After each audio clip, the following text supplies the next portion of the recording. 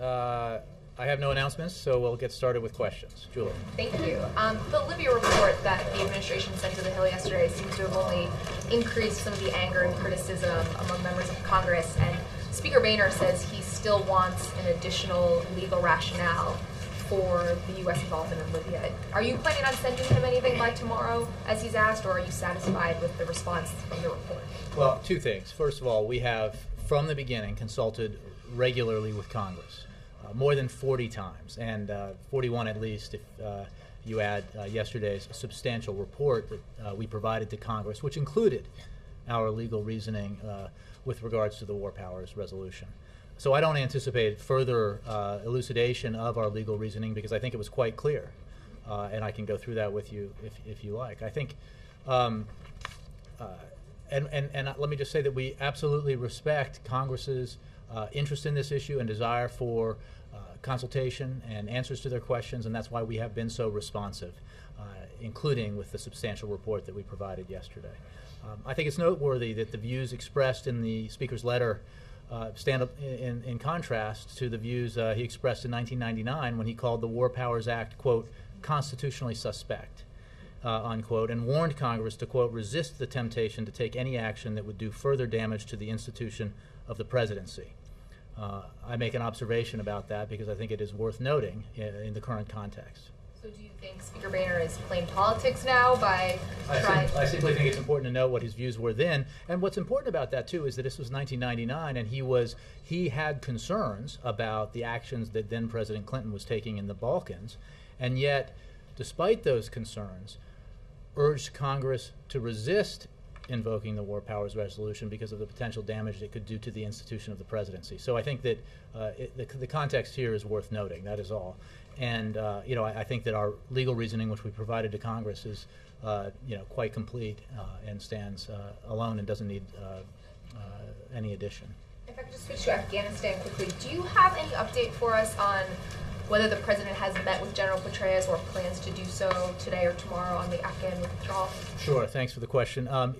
General Petraeus was here yesterday. The president met with his national security team, including General Petraeus, to discuss Afghanistan, to review the broad array of issues surrounding the drawdown that will begin in July of 2011, next month. And he will consult further with his national security team and, of course, including General Petraeus in the days coming forward. Did the General provide his recommendations for options for that drawdown? They discussed a range of options. As I think the General has said in the past publicly, that this was a question of options, plural, and not option, and that conversation will continue. Yes, Karen. I'll follow on Petraeus. When does the president hope to make a decision? Well, I will cite the president, who said soon, so that I don't have a specific date for you. I'm not going to get more specific than soon. Obviously, the operative date here is July of 2011. So since the policy that he began to implement in December of 2009 envisions and calls for the beginning of the drawdown of this surge force in July of 2011, obviously it will be in time for that to happen. And what is the process from here? Is there going to be a series of meetings, or is he just going to reflect on what? Let's step back a little bit. He meets regularly with his national security team. Afghanistan, for important reasons, including the presence of 100,000 U.S. military personnel, is frequently on the agenda when he meets with his national security team. So these are conversations that occur with some regularity. He, in answer to Julie's question, he did meet with his team yesterday, including General Petraeus. Those meetings will continue. There is no process that is similar to the one that the president undertook in the fall of December of 2009 to do a deep dive and review of our strategy in Afghanistan, because that process was designed to produce the policy and the strategy that the president forged and announced in December of 2009, and that he has been implementing ever since. He and the team have been implementing ever since. This discussion, these meetings, and the result, which will come with his announcement, are part of that implementation process. Shifting gears, how worried is the White House about the Greek crisis and what its implications might be for the American economy? Well, I think we have said that the we obviously are monitoring this regularly. We consider it a headwind, if you will, in terms of the global economy and therefore the domestic economy. So we're monitoring the situation, the developments in Greece closely, and we are in regular communication with our European counterparts. We continue to believe that they have the capacity to deal with this, and we believe it is completely within their capacity to do that, and that they will. So far, Greece has made significant progress in terms of reforms, but it is important that the Greek government carry on with the fiscal measures and reforms that are frequently under discussion with the EU and the IMF. Yes. Jay, the Congressman Anthony Weiner is expected to resign in the next half hour or so. Does the White House feel that this closes the chapter? Does it allow you to focus back on jobs, et cetera? Well, we never stopped focusing on jobs. I think when the president was asked about this, he made clear that he expressed his opinion, but he also made clear that this is not an issue that he has been focused on because he has obviously much more significant priorities. And I don't really have anything to add to that. Has the president spoken to him in recent days, or not that I'm aware of? Okay. And can you? Yesterday, Congresswoman Debbie Wasserman Schultz, the DNC chairwoman, said that Democrats now own the economy. Do you agree?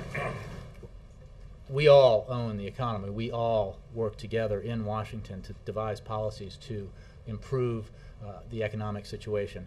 I think what the Congresswoman was referring to is the fact that the turnaround that we have seen, the change in direction, reflected in the fact that when the president was sworn into office, we were losing 700,000 jobs a month, and for the last just 6 months, we've gained 1 million jobs. In the I think 17 months or 15 months, it's been 2.1 million. Reflects a change in direction for the better. The fact that we were contracting severely as an economy by something like 6.4% when he took office has been reversed, and that we have grown for 7 straight quarters. We believe that the actions that we took in early 2009, some of them controversial, some of them very difficult, have been responsible or have certainly helped produce that change in direction. A change in direction does not mean an arrival at a destination. We are not where we want to be in terms of the economy, in terms of job creation. That's why the president is so focused, why he spends so much of his time devoted to discussing the economy with his advisors, talking to outside folks about their ideas, including his Jobs and Competitiveness Council, CEOs and other leaders in the economy, for their ideas about what we need to do to continue to grow the economy and create jobs. Jake. In the 6 years since President Obama came to Washington, including his Senate career, there have been any number of politicians who have undergone scandal. I can only recall President Obama saying or suggesting that someone should resign, or that if he were that person, he would resign, with Congressman Anthony Weiner, who, as far as I can tell, has not actually committed any law-breaking as far as has been disclosed as of yet. Why would President Obama choose to speak out on this issue and not, say, Congressman Rangel or Senator Vitter? Well, I'm not sure I can make the comparison for you. He was asked about it. He didn't come here and announce it or anything. He was not looking to comment on this situation, as he made clear in the follow-up question that was asked by Ann Curry in that interview. This is not something he has had the luxury to focus on. He has been focused on other issues: the economy, jobs, national security, Afghanistan, etc.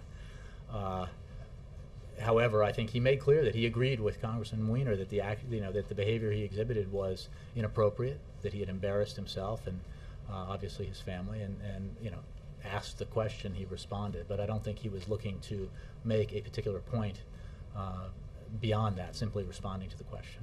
How does he feel about Senator Vitter and Well, Congressman Rangel's behavior? I haven't discussed it with him. I don't know. In recent weeks, Republicans have been attacking President Obama for, in their view, seeming to be out of touch with the economic woes of Americans, whether it's Mitt Romney issuing videos featuring unemployed Americans saying they're not speed bumps.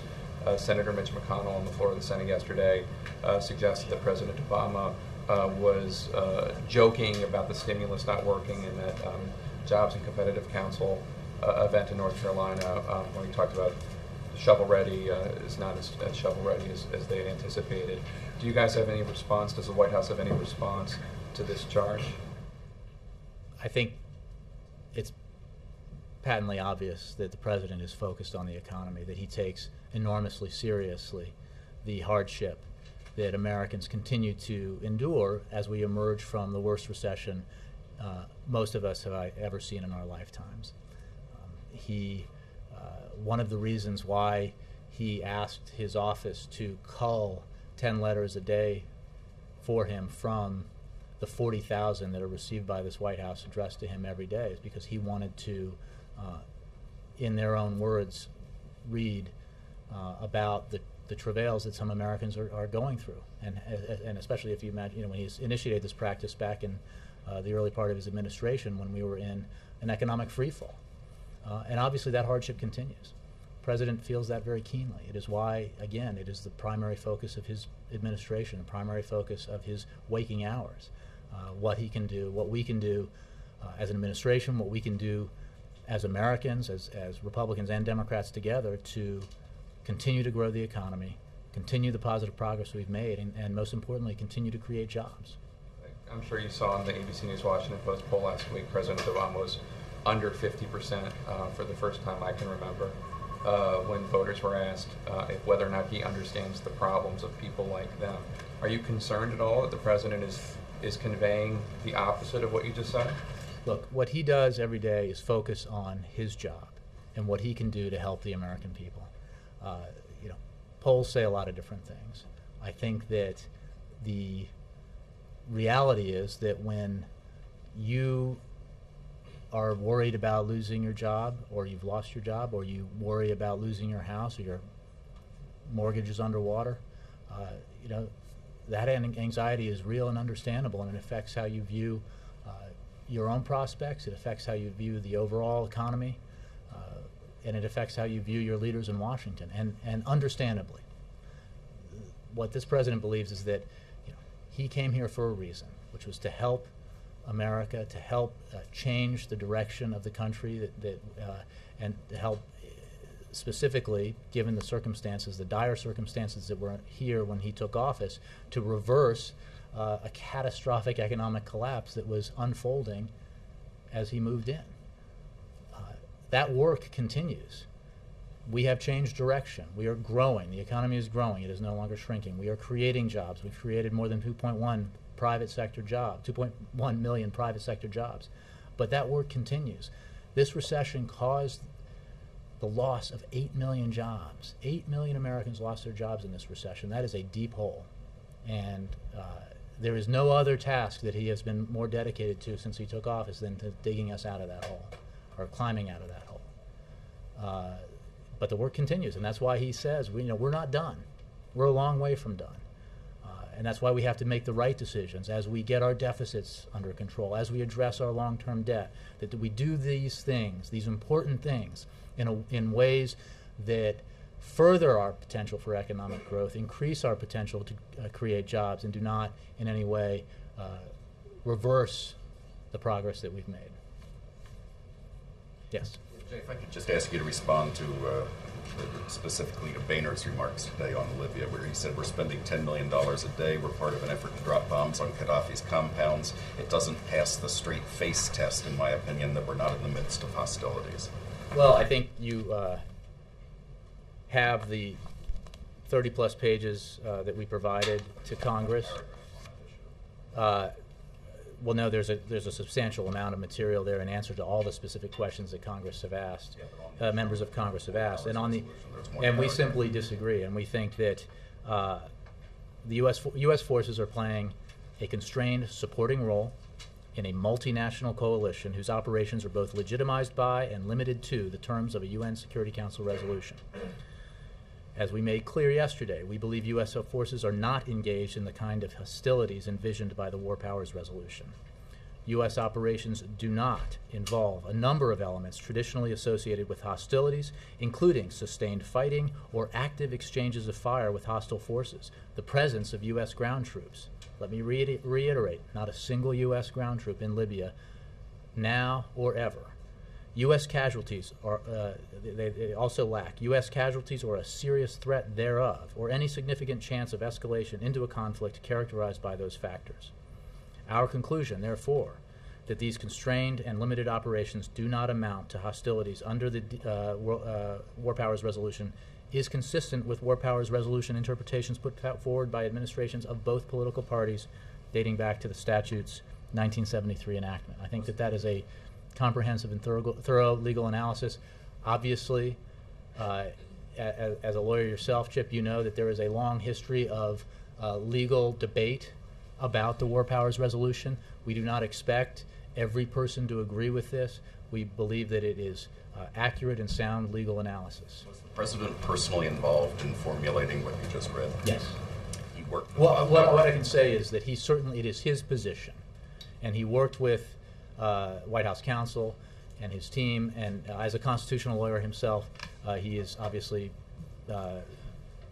he owns this document. It was his decision ultimately, Correct. not Bob Bauer's decision. Correct. Boehner has also called on the president to speak to the American people. Any consideration being given to a speech on this? Not that I'm aware of. Well, I wouldn't speculate too far into the future, but there are no plans to give a speech on Libya. And on power of the purse, Boehner suggested that ultimately their option may be power of the purse. Concerned that Congress could cut off funding for the Libyan operation? Well, as we said in the past, we don't think it's helpful for Congress to send mixed messages, because I think we all agree, the vast majority of the members of Congress, as well as this administration, this president, that the mission undertaken by this broad coalition, by NATO and other allies, to enforce UN Security Council Resolution 1973 has been important. It has protected Libyan civilians, it has saved thousands of lives, and it has helped create space for the Libyan opposition to organize itself, and it has helped put pressure on Gaddafi to see the writing on the wall and to ultimately step away from power. I think those are that success is something that members of Congress, even those who have concern, would acknowledge, and the importance of continuing that mission is, I think, something that a majority of Congress supports. And finally, yesterday you were asked if the president personally believes the War Powers Resolution is constitutional, and you said you couldn't say because you hadn't spoken to the president. Well, I haven't spoken to him about this, but let me just make clear what we are not saying. First of all, what we are saying is that our current actions in Libya, or in this mission, do not fall under the War Powers Resolution because they do not meet the threshold of hostilities as envisioned by the War Powers Resolution. What this reasoning is not saying is that is not addressing the constitutionality of the War Powers Resolution. It is not. It is a limited assessment based on what we are doing in Libya and how it relates to the War Powers Resolution. It is not an overall analysis, the likes of which we have seen, much of over the past many years since the resolution became law. Yes, sir. On Libya, the attorneys advising the executive branch, did they all agree that this was within the president's authority? There was a robust debate, as you might expect in this situation. And that led the president to his view that the War Power Resolution's 60-day termination provision did not apply here. But again, going back to what I've said before, this resolution has been it would be impossible to have a discussion about the War Powers Resolution in a room of lawyers and not have it be a robust debate, because it is a highly debated and debatable resolution. So I don't think that's surprising at all. I hope that answers your question. On the definition of hostilities, if a foreign country were to be lobbing missiles at, say, New York City, is that hostilities? I'm not going to. I will address the issue here in terms of how it relates to our participation in the multinational coalition in Libya, our extremely circumscribed and limited role in that coalition, and the activities that we're engaged in. I'm not going to, not just because I'm not a lawyer, but partly because I'm not a lawyer, I'm not going to engage in that kind of speculation. One quick other one. Any reaction to Zawahiri taking the lead of al-Qaeda? Certainly not surprising. He was identified prior to the successful mission against Osama bin Laden as al-Qaeda's number 2. It's neither surprising nor does it change some fundamental facts, which is al-Qaeda's ideology is bankrupt. The fact is that peaceful movements for change are the future of the region, and al-Qaeda is the past. That was true before Osama bin Laden's death, and it's true today. Any plans to send him a congratulatory drone or bunker buster? I have no comment on that. Mike. You're not elucidating any further, as you put it, on the Libya You policy. say elucidating or hallucinating? Depends on, is this Friday? You're not elucidating any longer, your words. Does that mean you're essentially aware of the political and legislative dynamic on Capitol Hill? It's essentially, okay, John Boehner, if you want to put a resolution on the floor, you can go ahead and do it. It's not going anywhere in the Senate. We're through talking about it. Well, let me answer as I did to Julie, which is that we will continue to consult with Congress. We will continue to answer Congress's questions as we participate in this mission. We've made our legal reasoning clear. We can restate it, but I don't anticipate further legal analysis on this issue from us. But I do anticipate continued consultations with Congress about the mission. And stepping back to something I haven't mentioned today, which is that we obviously do support a resolution similar to or exactly like the one tabled by, put forward by Senators Kerry and McCain and others, a bipartisan resolution that we would support and agree with. Just to follow up on yesterday on the debt talk, you didn't specifically endorse the Vice President's deadline, I think it's July 1st or 4th, to have something concrete put forward. Does the President agree that is a viable deadline? I think the Vice President is leading these talks. What he says represents where we are on these talks, so I'm not disagreeing with anything he said. But you're not specifically endorsing it either, which leads open the I question. endorse what the Vice President said. Okay. And finally, yesterday at the congressional picnic, the pool cameras caught some video of the Speaker, well known to be a smoker. I believe he prefers Camels. The President, I assume... was a Marlboro Light guy. Okay, I assume the President is still abstaining from tobacco smoke. Will the President ask him when they golf together to not smoke, and does the venue where they're going to be golfing allow smoking? I don't know about the venue. I'm sure that the President will be a fine host, and I don't foresee a problem. Yeah. Carol. What's the White House's reaction to the ethanol subsidies vote that's going to take place in the Senate? Well, we oppose the full repeal of that subsidy, but as you know, we are focused and have been focused on a broad strategy, including increasing domestic development of oil and gas, but also aggressive development of alternative fuels, including biofuels, and also improving our efficiency, our fuel efficiency. And as part of our overall strategy, we would like to see reform that would reduce costs in terms of the subsidy in question here, but we did not support the full repeal. Mr. Nolan? Do you know what the venue is for the Saturday golf game? I do. If we haven't put it out, I'm not going to announce it from here. I don't think you have. Then my lips are sealed. Were you discussing the golf game with Speaker Boehner yesterday in your chat with him? We discussed a lot of things. I've known Speaker Boehner for a long time, since I covered Congress in the mid-'90s, and consider him, a friend, and had an enjoyable conversation.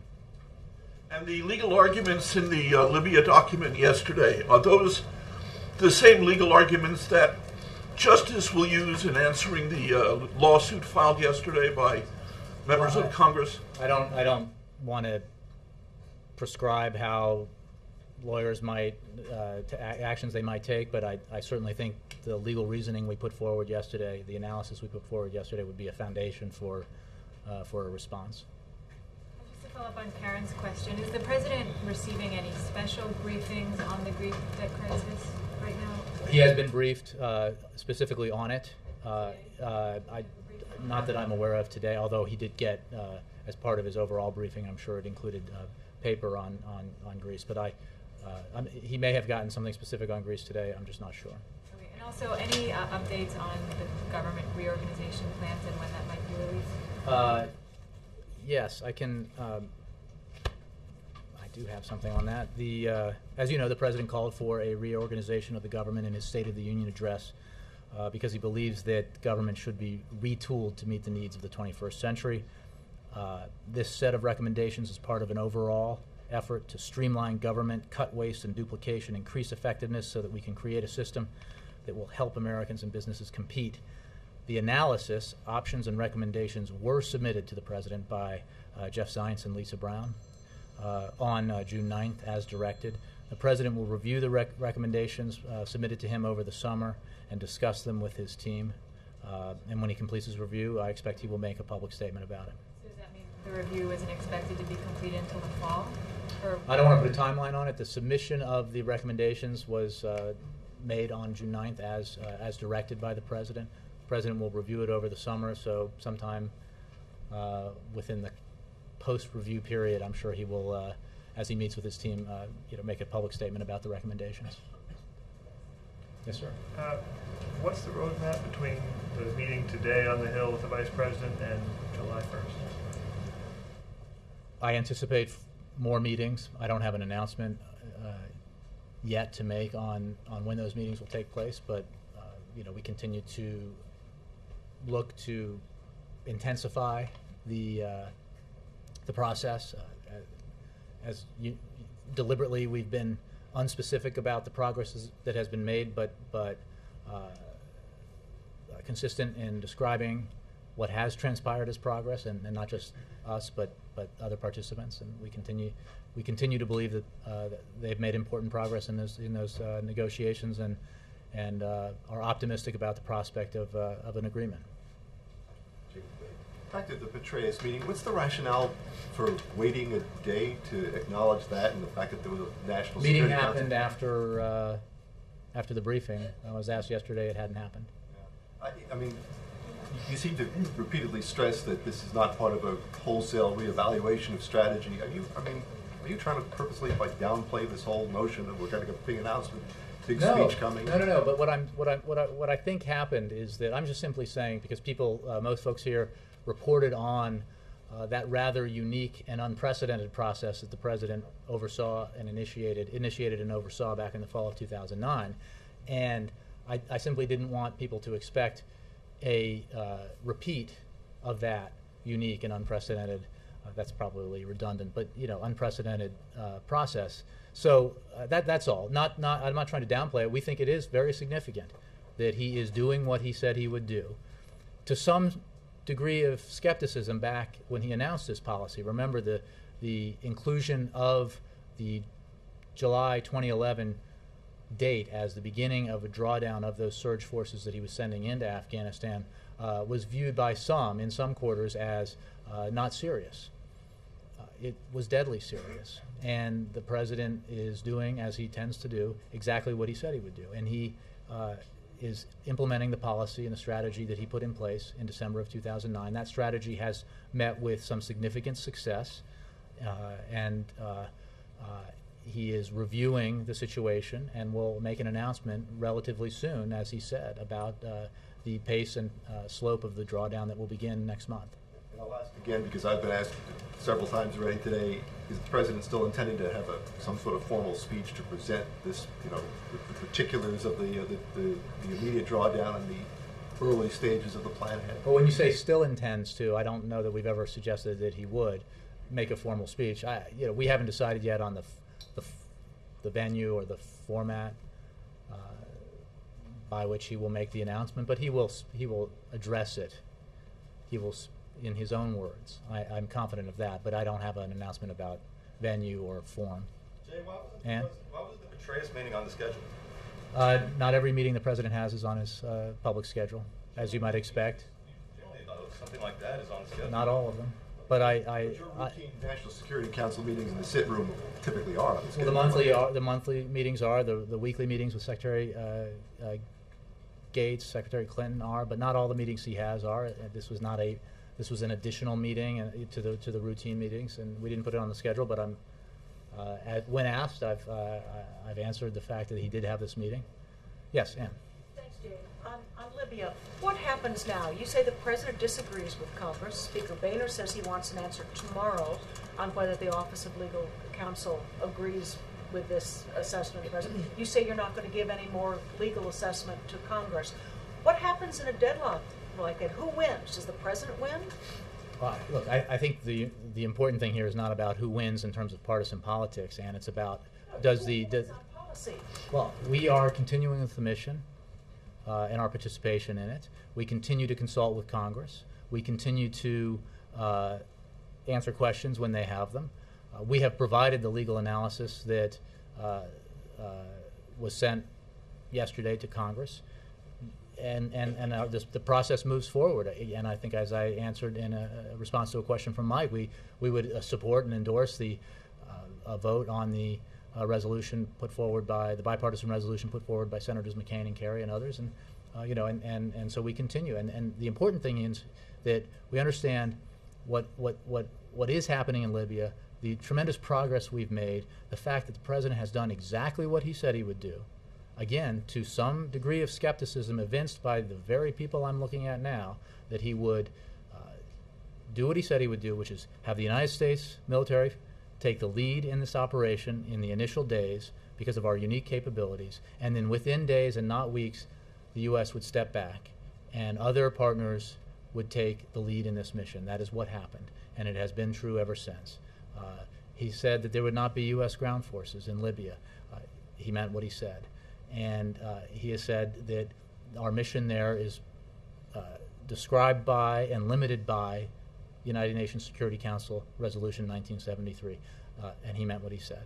So this mission continues, and it continues to be successful. It saved thousands of lives, prevented what was likely to be a massacre in Benghazi. It has given time and space to the opposition to organize, an opposition that we have worked increasingly closely with as we have gotten to know it and dealt with it.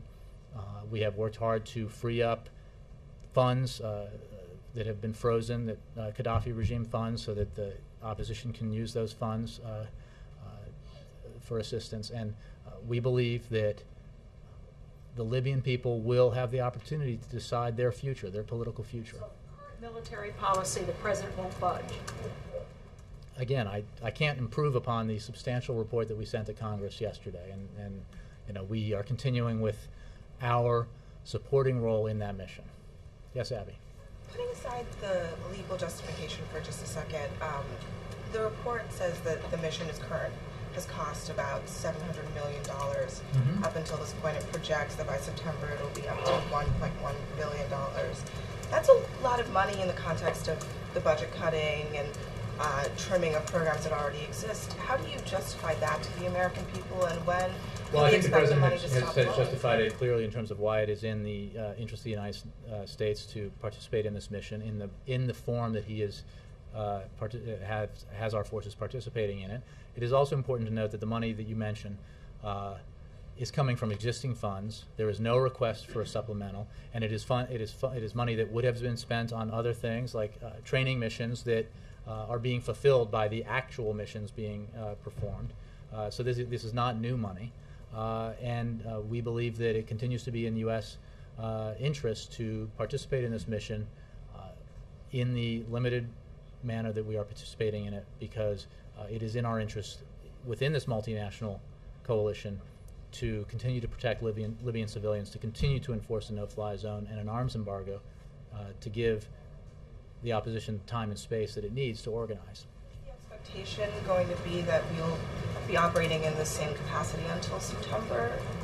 I can't predict the future. So it obviously a lot depends on what's happening on the ground. But NATO recently, I think in the last couple of weeks, extended its mission for 90 days. Is that correct? 90 days.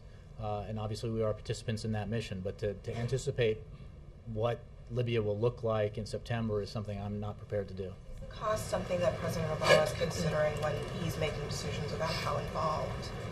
I think that President Obama made the decision about the level of our participation based on a number of factors regarding our serving the American people's best interests and our best national security interests. And one thing that is certainly factually true is that the limited nature of our participation has reduced the cost of it.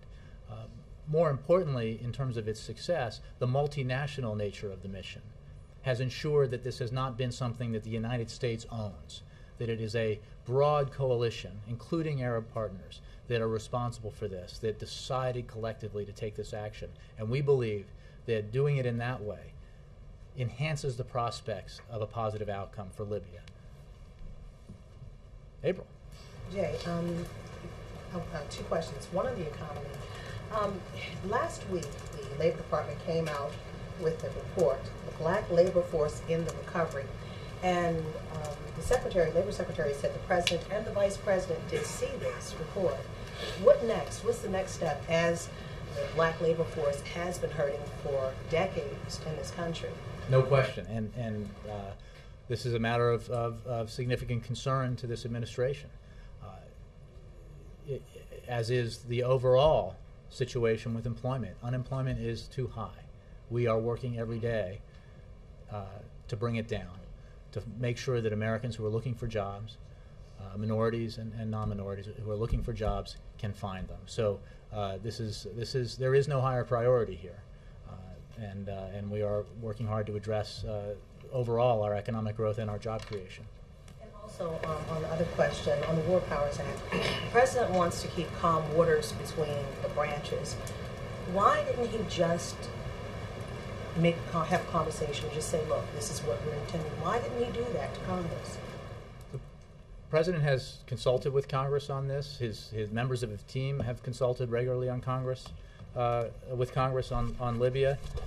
Again, I think this is now somewhat stale, so the number of engagements is higher, but more than 40 occasions that this administration has engaged with Congress on Libya, both in closed and open session, larger and smaller meetings, and in direct consultations, and we will continue to do that. So the President has had this discussion, and members of his team have had this discussion with Congress. All right, I will quantify it. More than 40 occasions prior to the action in Libya. No. Prior to, since the action, and including prior to it, but within the context of the action. But what I'm saying again is, why didn't he just, in efforts to stay above the fray and to keep peace, why didn't he just go to Congress and say, look, this is what I'm thinking about doing, I want to join it? Well, he did. He did have, as you know, have leaders down here before the mission began, first of all. Second of all, the President's goal is not to keep the peace and stay above the fray. That is not the mission of his presidency. He saw an urgent need that needed to be addressed, an imminent massacre, a unique set of circumstances that allowed for a broad multinational coalition that was willing to take action, a significant resolution passed by the United Nations Security Council, and that those factors combined to lead the President to believe that the action he took was the right action to take, and he consulted with Congress about it. Yes, sir. Steve. Jay, twice you said that Congress shouldn't send mixed messages on Libya. Why not? Well, because I think that it is important that, first of all, because I think Congress does share our goals broadly, our goals in Libya, and that it's important to make it clear to Gaddafi and others that unity of goal in terms of the shared goals exists. And we are not in any way suggesting that Congress shouldn't express its opinion or have these discussions, and we are in these consultations regularly. But I think that it's just a broad point that we share these goals. We have consulted regularly. We've answered these questions. We understand there are concerns, and we continue to answer those concerns. Congress is right to ask questions about it. What's the mixed message? I think that they are sending more than one message about how they view Libya, about whether our goals are the right ones and how we achieve them. But again, I don't want to suggest that, and I'm not, that they are not well within their rights to express concern or objections and raise questions. I wanted to ask Sam, and I wanted to ask you if you noted that Josh Beckett had a masterful performance yesterday, a one-hitter with 97 pitches and a shutout. Yeah. It was beautiful. Yeah. Am I supposed to ask No, that's all. I just wanted to make sure you. I thought maybe they were playing this afternoon because I saw your head down. Maybe you were. No. I'm updating my fantasy team. Can I ask a question? Yes, please. Thank you. Before you refer me to the Department of Justice, Senator Lautenberg sent a letter to the White House yesterday expressing disapproval with the lack of action on gun policy from this administration and calling for more presidential leadership, not Department of Justice leadership. So I'm wondering what the reaction is from the White House And how do you push back against the notion that nothing's been done on guns when the record showed that nothing has been done on guns? Well, can I refer you to the Justice Department? No, you cannot. I'm not aware of the letter, so I don't have a reaction to it, Sam. So I think you know the President did have an op-ed about gun policy in the wake of the terrible shooting in Arizona. I don't have an update for you on the actions that we've taken. Hey, my ear than the gun. Can I email you the letter and get a reaction later, perhaps? You are welcome to do that. John Christopher. Last night, UK Chancellor George Osborne endorsed a plan to separate retail banking from investment banking activities as part of a response to the global financial crisis. Since the U.S. is a part of the same global financial marketplace, does this administration believe this may affect competition between the U.S. and the U.K. in the financial services market? That's a kind of question that I think Treasury Department is best suited to answer, so I refer you to the Treasury Department, especially on the second part. Overall, I think it's important for us to note that as countries around the globe have dealt with the crisis that occurred in 2008, the financial sector crisis, and then the recession that ensued. Obviously, every country is different, and the way they deal with it is different. We have, because of the President's leadership, took very significant action to pass financial sector reforms, and we continue to implement those. But again, each country addresses these issues differently. Has this kind of thing been discussed with the PM, Prime Minister Cameron? Not that I'm aware of. Thank you, sir. Toshi. I have a question on job creation. On Monday at Cree in North Carolina, the President laid out the new initiative to train 10,000 new American engineers to compete against the other countries. And could you elaborate a little bit how it will work, and also how will it is said that it's a private sector led initiative, but how will the government be involved? I mean, will the government provide any fund, or will not provide anything? I believe it is a private sector initiative that we support. Why don't you come up to me? I do have. It's the way this job works. On Monday, I could have told you so many things about that, and now it's been displaced by Libya and other things. My bandwidth being limited. So, but you're correct. It is a private sector initiative. And look, we are looking for ways, that actions the government can take, actions the private sector can take.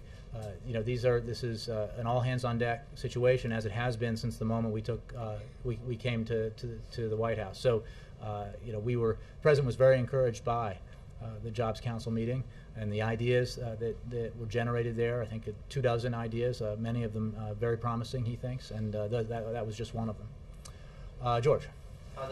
You just mentioned your personal friendship, Speaker. Yeah.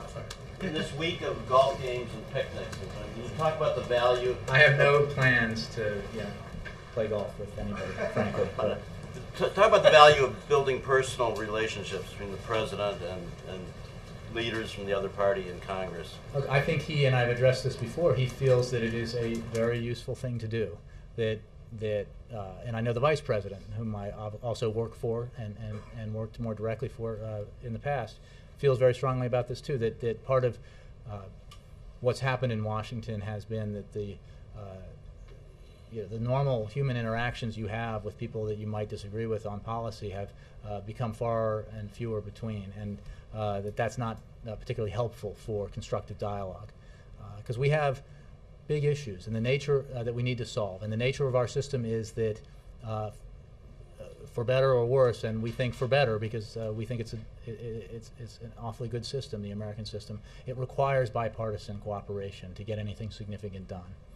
That is almost always the case, and it is certainly the case when you have one party in the White House and the other party in control of one or both houses of Congress. So these kinds of meetings, this kind of communication are, I think, very helpful. They don't necessarily produce tangible progress on legislation, but they do produce the potential for a better atmosphere in the room when important things are discussed and negotiated. So that's why the President has